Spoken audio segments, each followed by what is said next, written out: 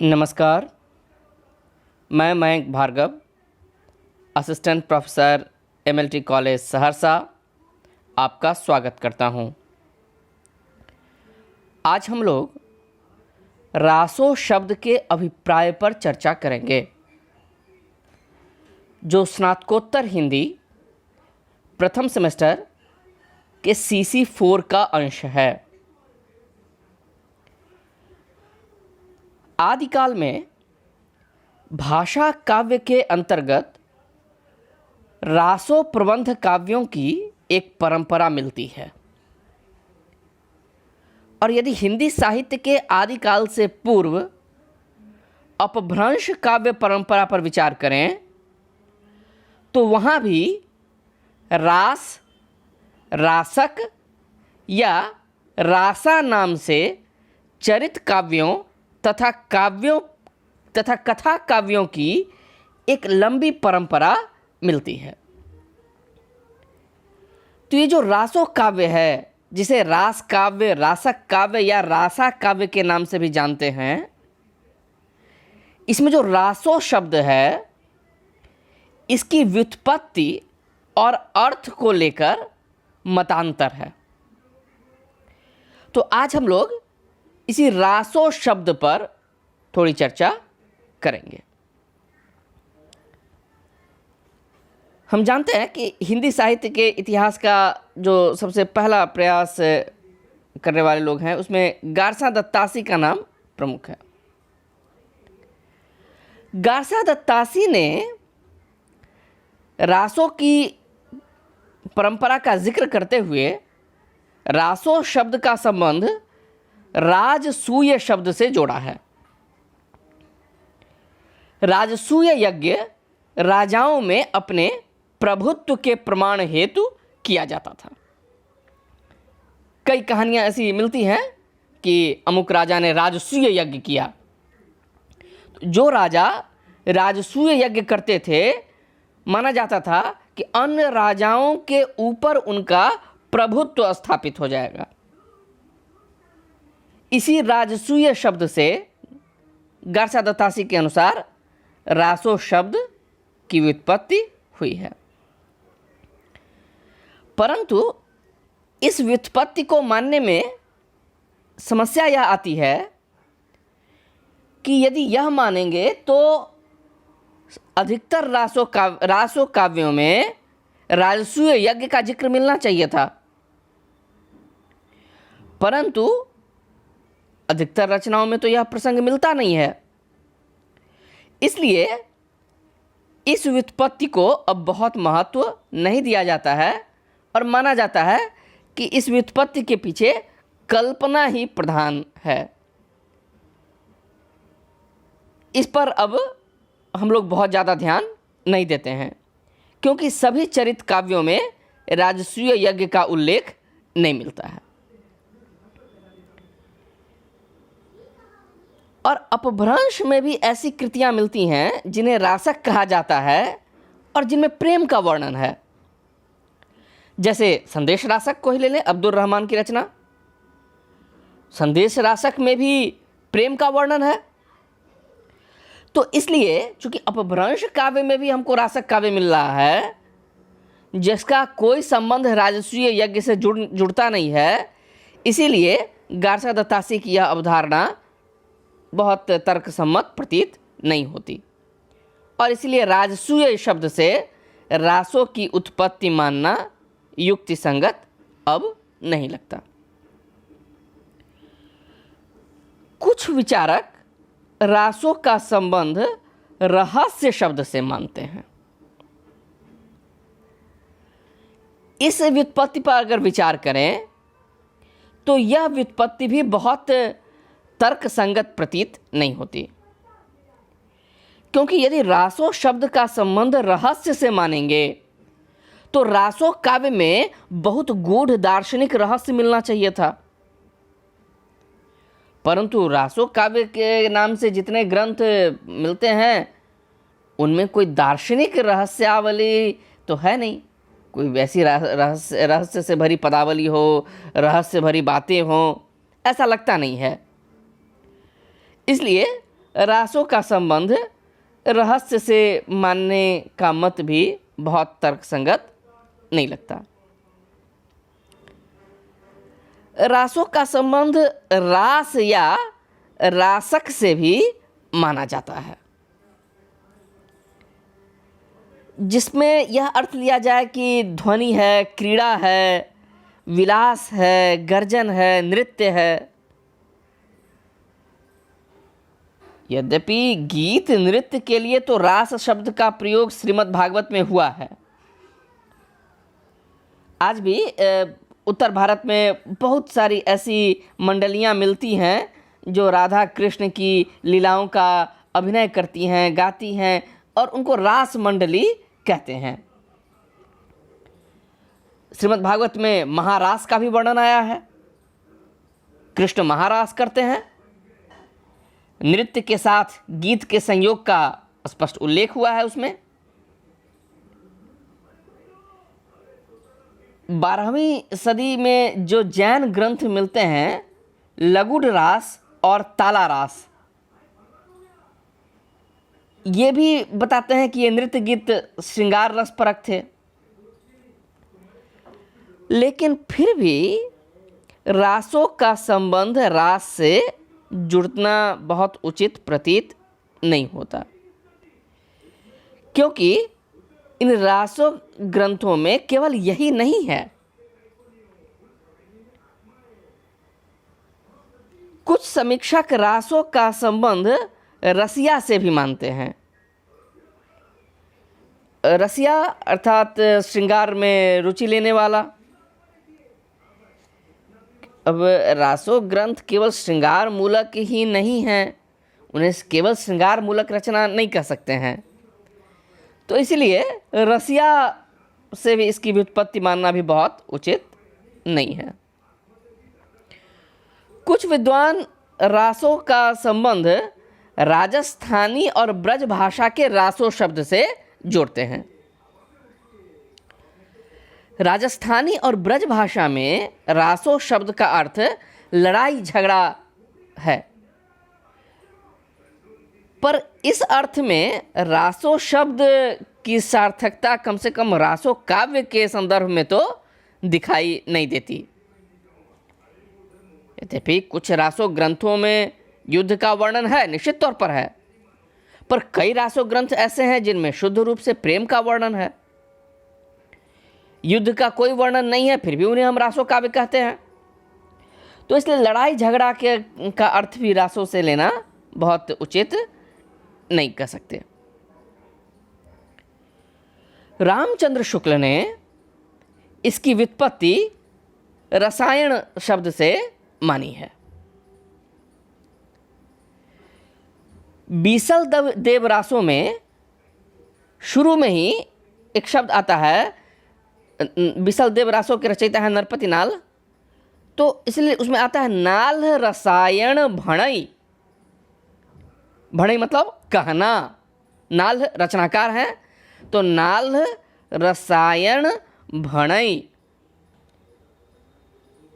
और इसी के आधार पर शुक्ल जी ने अनुमान लगाया कि इसी रसायन शब्द से रासों की उत्पत्ति हुई है। कुछ विद्वान कहते हैं कि नाल रसायन भनई में रसायन शब्द का प्रयोग रस प्रधान काव्य के अर्थ में किया गया है, और इसीलिए शुक्ल जी की यह व्याख्या आगे परवर्ती विद्वानों ने स्वीकार नहीं की। नरोत्तम स्वामी रासो शब्द की व्युत्पत्ति रसिक शब्द से मानते हैं। चंद्रबली पांडे ने भी रासो शब्द का संबंध संस्कृत साहित्य के रासक शब्द से, मैं क्षमा चाहूँगा यहाँ रसिक शब्द आ गया है। रसिक वस्तुतः पुराना मत था, जो नरोत्तम स्वामी की चर्चा हम लोग कर रहे थे। चंद्रवली पांडे ने रासों का संबंध रासक से माना है, और कहा है कि संस्कृत में रासक की गणना रूपक या उपरूपक में हुई है। हजारी प्रसाद द्विवेदी भी रासो शब्द का संबंध रासक से मानते हैं, लेकिन वह रासक को केवल छंद भेद नहीं मानते अपितु काव्य भेद भी मानते हैं। हजारी प्रसाद द्विवेदी के मत की थोड़ी चर्चा अपेक्षित होगी। उन्होंने हेमचंद्र को उद्धृत किया है और कहा कि हेमचंद्र ने काव्यानुशासन में रासक को गेय रूपक माना है। गेय रूपक मूलतः 3 प्रकार के होते हैं। मसृण अर्थात कोमल, दूसरा उद्धत और तीसरा मिश्र, यानी कोमल और उद्धत का मिश्र रूप। यानी गेय रूपक 3 प्रकार के होते थे। मसृण अर्थात कोमल, उद्धत और मिश्र। रासक प्रारंभ में एक उद्धत प्रयोग प्रधान गेय रूपक को कहते थे। ऐसा गेय रूपक जिसमें उद्धत का प्रयोग ज़्यादा हो, लेकिन उसमें थोड़ा बहुत मसृण के प्रयोग भी मिलते थे। यह मसृणोद्धत ढंग का गेय रूपक था।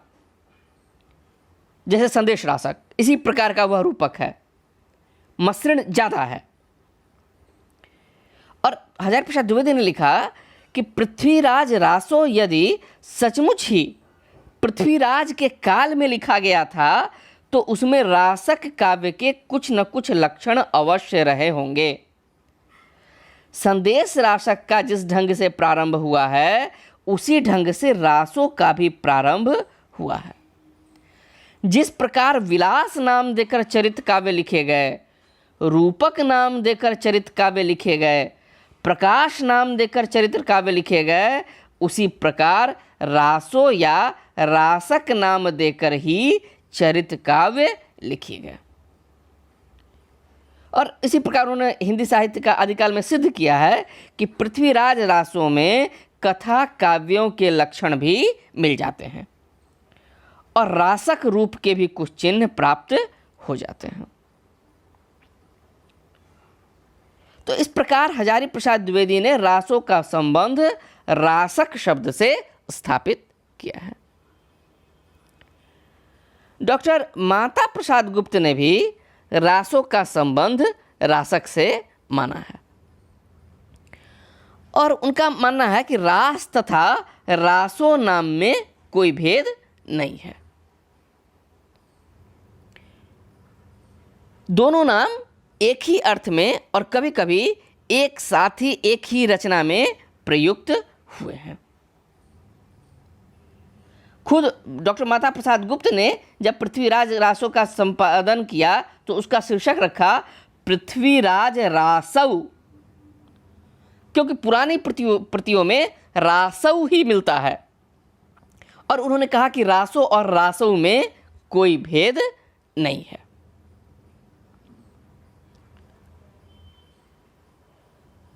उदय नारायण तिवारी भी रासो शब्द की उत्पत्ति रासक से मानते हैं और इस संबंध में दशरथ शर्मा का विचार देख लिया जाए। दशरथ शर्मा के अनुसार रासो मूलतः गान युक्त नृत्य विशेष के लिए प्रयोग होता था और उसी से क्रमशः विकसित होते हुए उपरूपक बना और उपरूपक से वीर रस के पद्यात्मक प्रबंधों में विकसित हो गया। यानी इस अर्थ में मानते हैं कि रासक एक उपरूपक है जिसमें नृत्य गान का विशेष योग होता था और बाद में वीर रस के पद्यात्मक प्रबंध भी उसमें लिखे जाने लगे।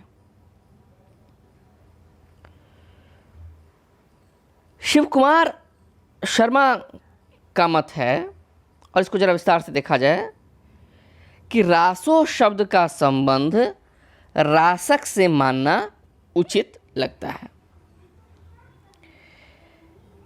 उन शिव कुमार शर्मा के अनुसार रास काव्य मूलतः रासक छंद का समुच्चय है।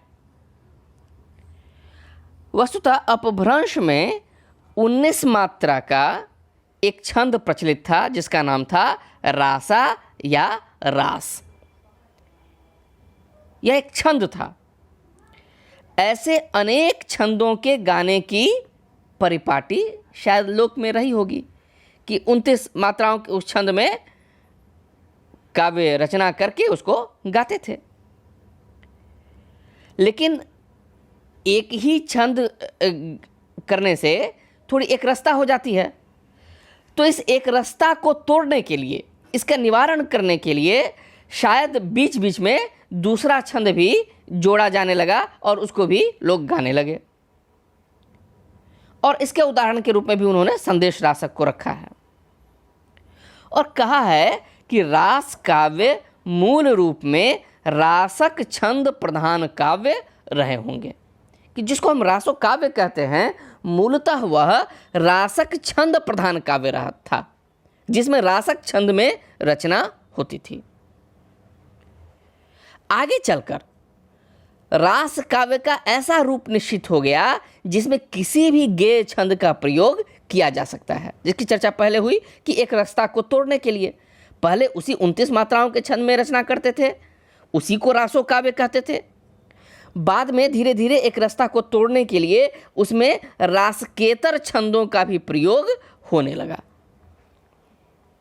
तो भाव की दृष्टि से वह रास काव्य है जिसमें रासकेतर छंदों का प्रयोग हुआ है, फिर भी वह प्रेम प्रधान है। आगे चलकर काव्य का यह रूप कोमल भावों के अतिरिक्त अन्य विचारों के वाहन का साधन बना। अब उसमें केवल कोमल भाव ही नहीं बल्कि अन्य विचार भी उसमें आने लगे और प्रेम भाव के साथ साथ इसमें वीरों की गाथाओं का भी सम्मिश्रण हुआ। अपभ्रंश और हिंदी के रास काव्य को इसी संदर्भ में देखा जाना उचित है। बाहुबली रास हो, समर रास हो, पृथ्वीराज रास हो, जिसके संदर्भ में आज ये सब चर्चा हो रही है, तो इन रास काव्यों को इसी संदर्भ में देखा जाना उचित प्रतीत होता है। और इस रासो काव्य धारा पर विचार करते हुए डॉक्टर माता प्रसाद गुप्त ने 2 प्रकार के मुख्यतः रासो ग्रंथ माने हैं। गीत नृत्य परक रासो परंपरा और छंद वैविध्य परक रासो परंपरा। और उन्होंने दोनों परंपराओं के रासो काव्यों की एक सूची दी है। तो नृत्य गीत परक और छंद वैविध्य परक रासो काव्यों का परिचय हम लोग अगले संवाद में करेंगे। यह राजस्थान में रास या रासो काव्यों की जो परंपरा थी वह मध्य युग से लेकर आधुनिक युग तक चलती रही है और इसका बड़ा ऐतिहासिक महत्व है। इसलिए आज हम लोगों ने रासो शब्द की व्युत्पत्ति पर विभिन्न विद्वानों के विचारों से परिचय उपस्थापित किया। आशा है विद्यार्थी मित्रों को रासो शब्द की व्युत्पत्ति समझ में आ गई होगी। इसके अगले संवाद में जैसा कहा गया कि हम लोग रासो परंपरा के कुछ ग्रंथों से परिचय करेंगे। आशा है आज का यह संवाद आपको अच्छा लगा होगा। आपके सहयोग के लिए, साथ बने रहने के लिए बहुत बहुत धन्यवाद, आभार।